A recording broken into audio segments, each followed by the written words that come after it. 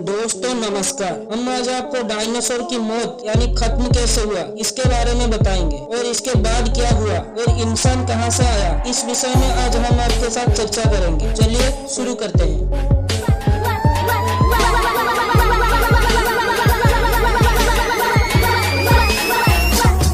तो दोस्तों आप सब हमें ये बताइए, अगर डायनासोर आज जिंदा होते तो हम कैसे जी पाते? क्या आपको ये पता है? अरे यार, हम इंसान हैं, हम कुछ भी कर देते जीने के लिए। खैर छोड़ो, हम मेन टॉपिक पर आते हैं। दोस्तों, डायनासोर शब्द जैसे डायनोस यानी भयानक और सोर्स यानी छिपकली से हुआ। भयानक छिपकली यानी डायनासोर ये प्रजाति पृथ्वी पर 225 मिलियन साल से 63 मिलियन साल पहले डायनासोर का राज था। धरती का चारों तरफ इनका डंका बज रहा था। डायनासोर का अस्तित्व 150 मिलियन साल तक पृथ्वी पर कायम रहा। पृथ्वी के प्रत्येक हिस्से में डायनासोर पाए जाते थे। कुछ डायनासोर छोटी मुर्गी के आकार के थे और कुछ 100 फीट लंबे थे जिनका वजन 100 टन था। डायनासोर की उत्पत्ति छोटे जीव के रूप में हुआ था। करोड़ों साल के विकास से डायनासोर इतना ताकतवर और इतना विशाल बन गया था, उन्होंने स्तनधारी और सरीसृप प्राणियों को विकास में मात दे दी थी। अगर क्रीटाशियस युग में डायनासोर का खात्मा न हुआ होता तो स्तनधारी प्राणी पृथ्वी पर कभी विकसित नहीं कर पाती। आज से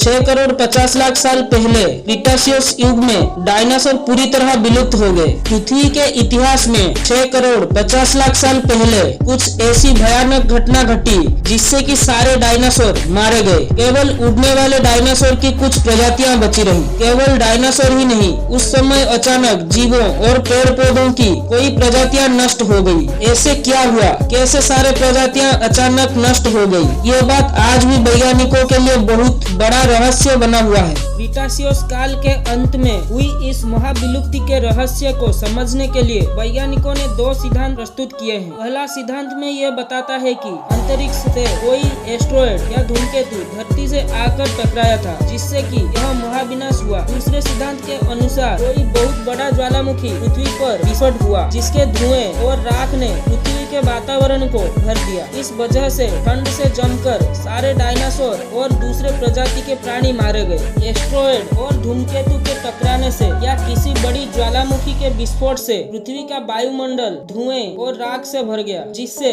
सूर्य से आने वाली प्रकाश की किरणें धरती की सतह तक पहुंचना बंद हो गया। इससे भयानक ठंड हुई और सारा पानी जम गया। अचानक आए इस महाविनाश में जीव जंतु की कोई प्रजाति नष्ट हो गई। कुछ महीने बाद जैसे जैसे राख और धूल पृथ्वी के वायुमंडल से साफ हुई और प्रकाश की किरणें धरती तक पहुंचा, लेकिन उसके बाद ग्रीन हाउस गैस जो कि पृथ्वी के वायुमंडल में पहुंच गई थी, उन्होंने पृथ्वी को अचानक बहुत गर्म कर दिया। तापमान में आए इन भयानक उतार चढ़ाव ने कोई और प्रजाति को नष्ट कर दिया। अंतरिक्ष में से उल्कापिंड या धूमकेतु के गिरने की घटना 6 करोड़ 50 लाख साल पहले हुई। वैज्ञानिकों ने इसके प्रमाण धरती की सतह में प्राप्त कर लिया है। इरिडियम नाम के धातु जो कि पृथ्वी सतह पर बहुत कम पाई जाती है। वैज्ञानिकों ने पूरी धरती पर चट्टानों की एक परत ऐसी देखी जिसमें इरिडियम की मात्रा अचानक बहुत ज्यादा है। इस परत के ऊपर और नीचे वाली परतों में इरिडियम की मात्रा